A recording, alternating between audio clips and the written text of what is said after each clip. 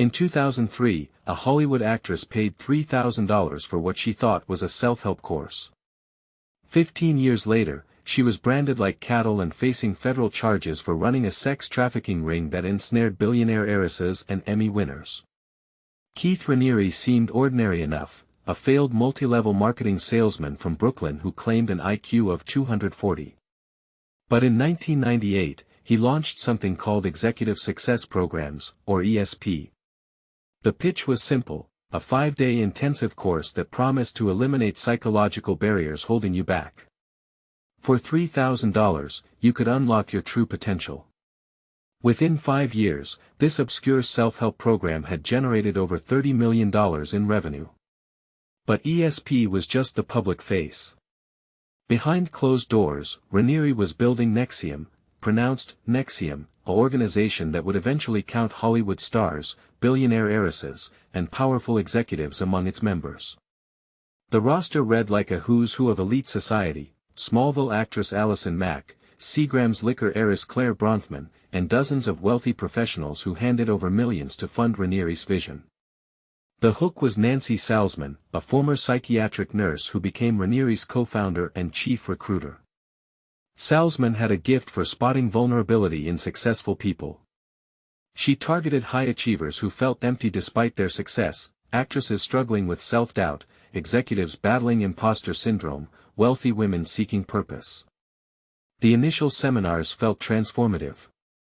Participants broke through emotional barriers, cried, hugged, and left feeling genuinely changed.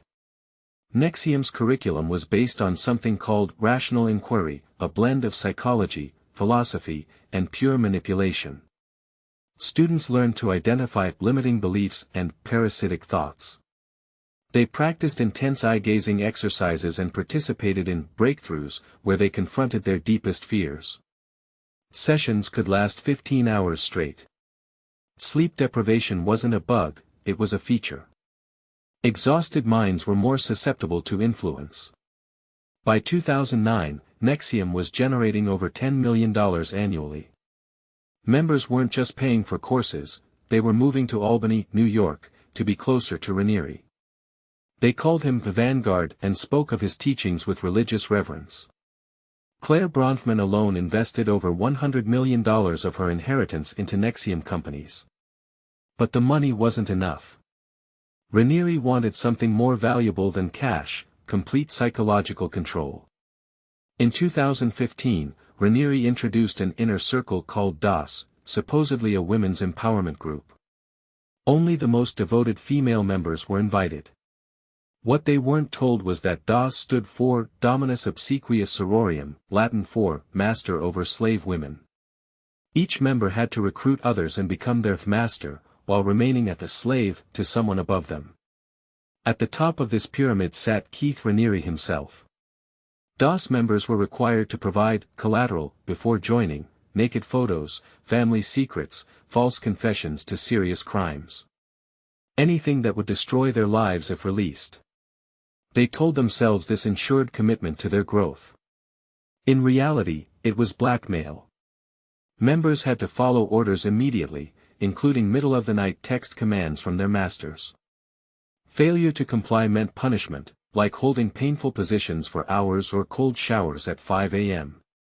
But the true horror was revealed on March 5, 2017, when former DOS member Sarah Edmondson exposed what happened during her initiation. She was blindfolded, held down by other members, and branded with a symbol near her pelvic bone using a cauterizing pen. No anesthesia. The ceremony took 30 minutes of searing flesh. The symbol wasn't random, it incorporated Raniere's initials. At least 17 women were branded this way, told it was an ancient ritual of commitment. As stories leaked to the media in late 2017, the empire crumbled rapidly. Members fled Albany. Claire Bronfman tried desperately to contain the damage with lawsuits and private investigators. But it was too late. On March 25, 2018, FBI agents arrested Keith Raniere at a $10,000 per week villa in Puerto Vallarta, Mexico. He was hiding in a walk-in closet. The self-proclaimed genius was found with multiple encrypted hard drives and $8,000 in cash. The investigation revealed NXIVM's true scope. Over 17,000 people had taken courses since 1998.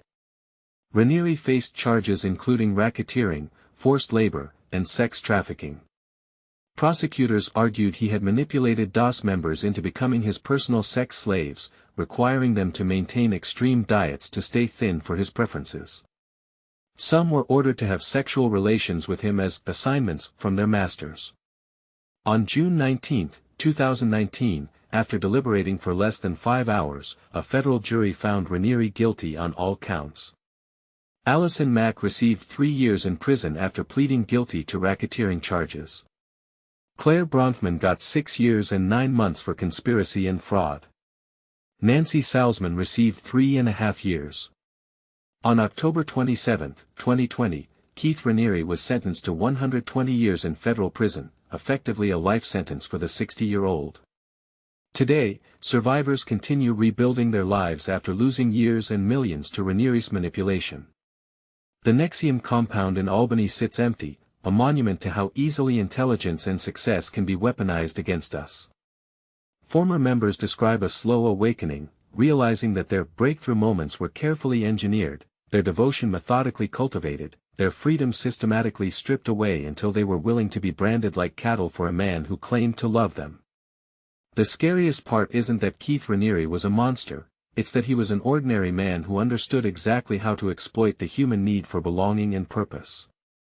In our age of self-optimization and personal development, NXIVM stands as a chilling reminder that the line between transformation and destruction can be razor-thin.